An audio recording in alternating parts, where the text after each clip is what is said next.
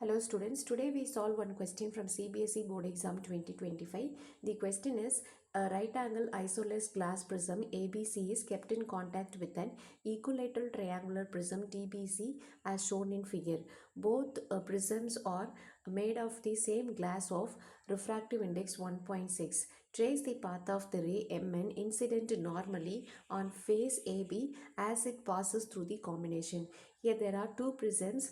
One is the isosceles glass prism, another one is the equilateral triangular prism. Both the prisms are kept in contact and the ray strikes the face of the prism AB. What will be the path of the ray? For this we need to find the critical angle at the point of incidence. Here the ray Mn strikes the surface AB normally, so it goes without any deviation and it strikes the face of the prism AC. At the AC, the angle of incidence is 45 degree because it's a isosceles glass prism. So this small triangular also 45 degree, two equal angles and 190 degree. So here it is 45, 45 and 90 degree. And at the point of incidence, if we draw normal, normal is making 90 degree and 90 minus 45, it is 45 degree. So the angle of incidence at the face AC is 45 degree. It is greater than the critical angle. We know critical angle formula, that is mu rarer by the mu denser. Mu rarer is 1 and mu denser is 1.6. So sine of critical angle equal to 1 divided by 1.6, which is equal to 38.68 degree. Or if we compare sine 45 degree equal to 1 divided by root 2, 1 divided by root 2 is 1 divided by 1.4.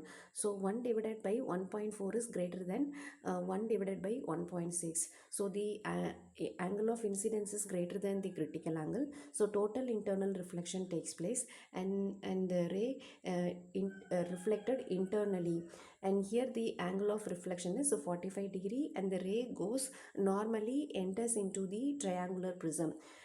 Here it strikes the face BD at 60 degree. The angle of incidence at BD surface is 60 degree because the ray enters normally into the equilateral triangular prism. So here it is 90 degree and here it should be 30 degree because we know the sum of the angles in any triangle is 180 degree. So 60 degree plus 90 degree, here it should be 30 degree. And if we draw normal at the point of incidence, the normal makes 90 degree. 90 minus 30 equal to 60 degree. So the angle of incidence at BD surface is 60 degree and it gets reflects at 60 degree and it strikes the surface CD normally. So it goes out without any deviation. So the ray emerges out from face CD as it strikes perpendicularly on the surface, making its angle I is equal to 0 degree. That is, the ray